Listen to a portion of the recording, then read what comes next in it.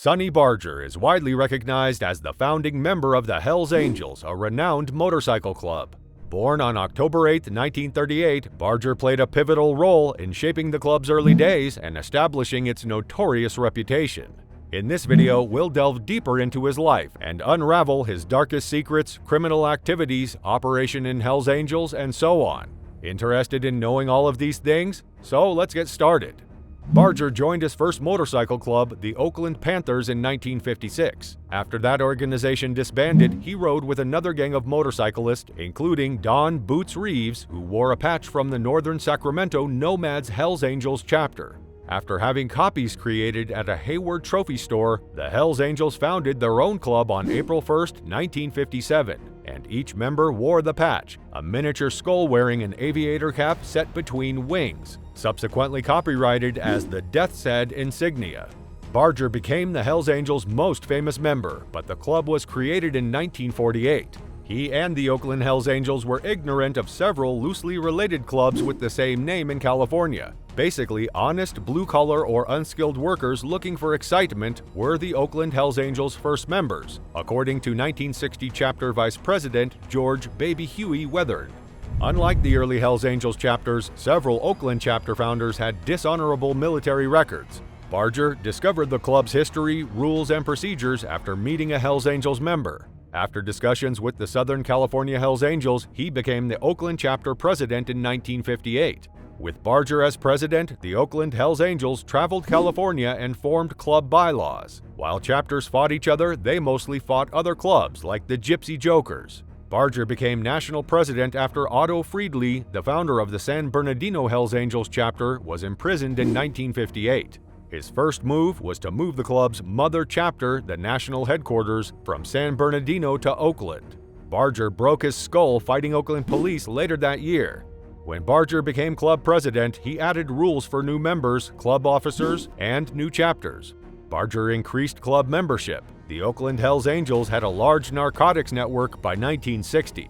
Before we continue with this video, don't forget to like and subscribe to this channel so you won't miss the upcoming stories about the Hells Angels. After a 1963 marijuana arrest, his criminal record began. In 1965 and 1966, he was arrested again for assault with a deadly weapon. Barger and the Hells Angels were anti-communist and anti-subversion.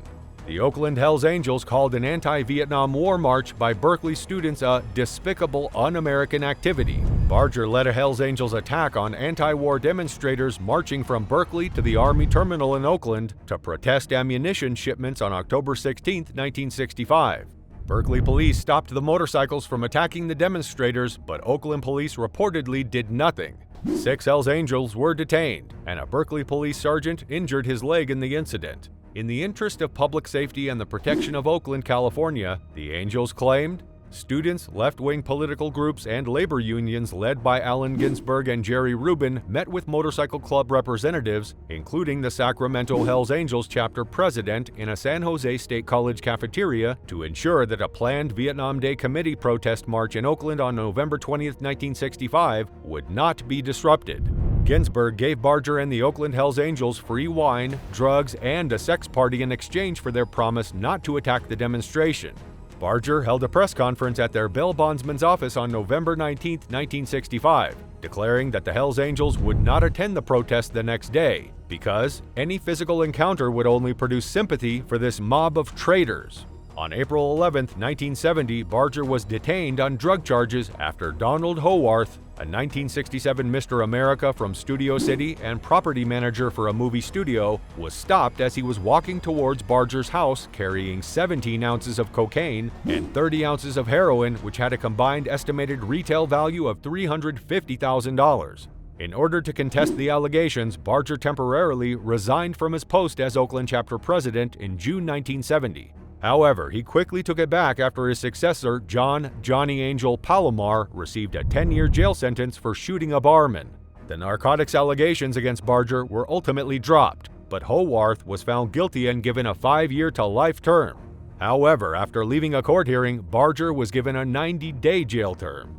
Sonny Barger's affiliation with the Hells Angels, in conclusion, was not without controversy. He had many legal issues throughout the years and was accused of many different crimes. These accusations included everything from assault and drug trafficking to racketeering and conspiracy.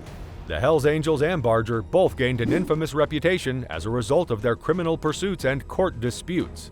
It is important to acknowledge the darker aspects of his legacy, even though his impact on the history of the motorcycle club cannot be dismissed. Barger's involvement in illegal activity and the ensuing legal disputes cast a shadow over his otherwise significant contribution to the founding and growth of the Hells Angels. How much would you rate Sonny Barger as a president of the club on a scale of 1 to 10? Let us know in the comments below and subscribe to our channel.